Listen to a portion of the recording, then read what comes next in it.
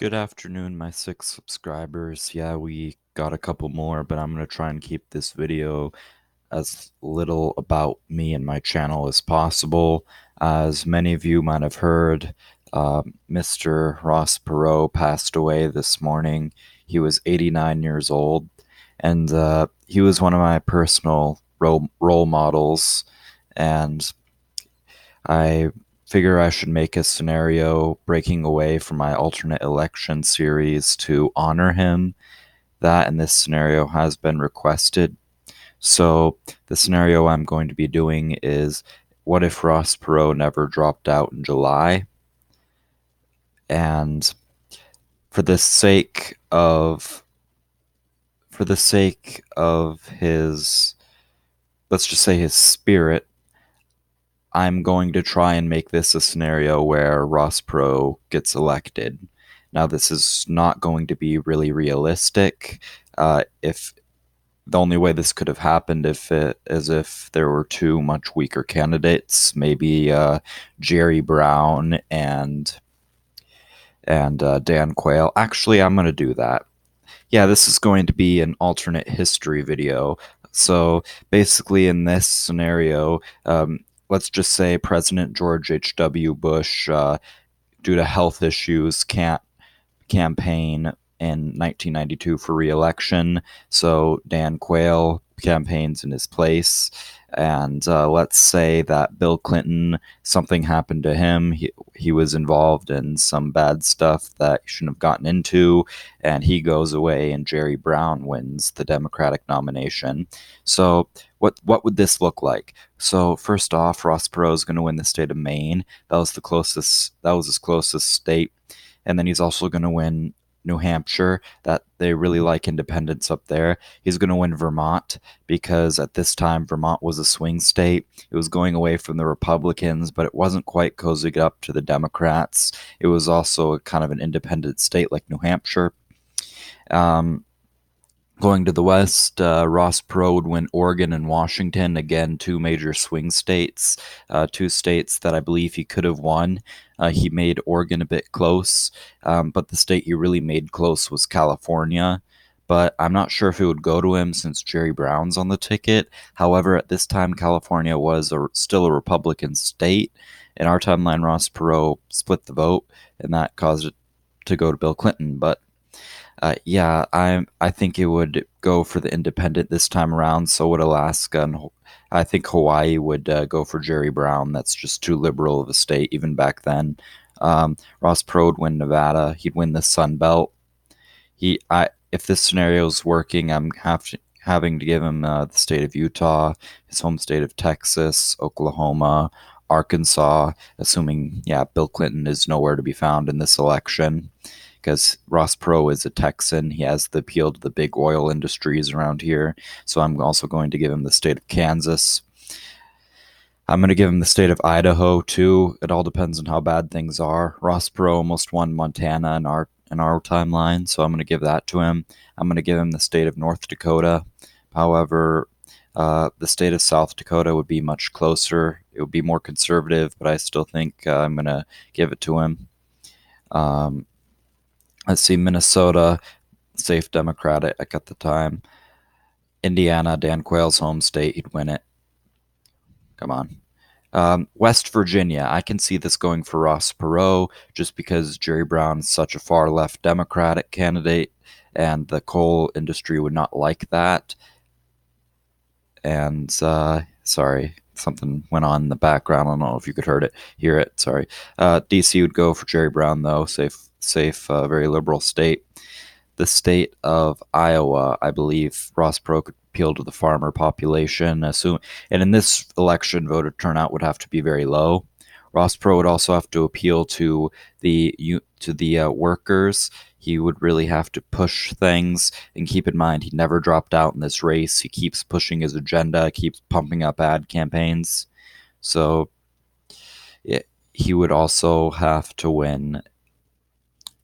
He'd have to win quite a few places, but I'm still trying to get him over 270. The South would go for Dan Quayle. Yeah, these states. So would Wyoming. That's the most conservative state in the union. It's not going to go for anyone but a Republican anytime soon or anytime in the past. Didn't even go for Teddy Roosevelt. But the state of Nebraska, Ross Perot could make that closer.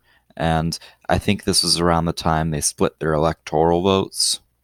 So, but I'm gonna give 5 of Nebraska's electoral votes to Ross Perot, all basically in the entirety of Nebraska. Anyway, yeah, Ross Perot, assuming Jerry Brown is anti-coal, anti-resources, would win Kentucky. The same reason he won West Virginia. North and South Carolina were much more Republican at this time. Same with Virginia. They would go for Dan Quayle safely. The state of Tennessee, I believe that could go for Ross Perot, him being a Southerner, and him being very pro-business, and he's conservative, but at the same time, he did have some Democratic ideals. And what? Let's see. Let's can we get him? He needs 35 more electoral votes to be elected president. I can tell you one thing: he will not win the state of New York. That would go for Jerry Brown. This was the time where New York became very liberal, completely controlled by the city and Buffalo. So he wouldn't win there. He wouldn't win Maryland. He probably wouldn't win Rhode Island. He wouldn't win Massachusetts. Northeast was much more liberal then. Let's see. What could he win to get him over 270? The only I think he could pull out a win in New Jersey, assuming that he could appeal to the workers there, to the industrial workers. He could carry Missouri. I'm at New Jersey. Speaking of Missouri, though, he could win that too. Him being a Southerner, Missouri being a swing state with 2 very unpopular candidates. The 2 unpopular candidates would be a huge factor in this election. So now, let's see.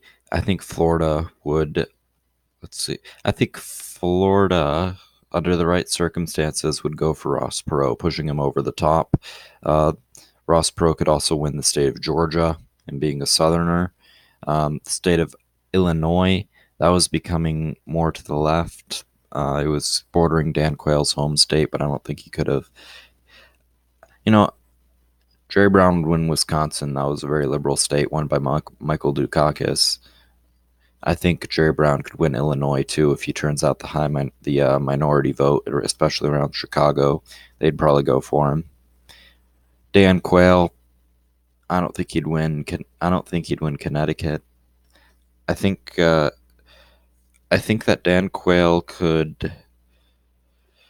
I think Dan Quayle could do better, but in this scenario, both Dan Quayle and Jerry Brown are horrible at campaigning. They perform horribly in the debates, so that's why Ross Perot's winning. Ohio wouldn't go for. I think Ohio would go for Perot, assuming I'm following the scenario. Pennsylvania wouldn't, though.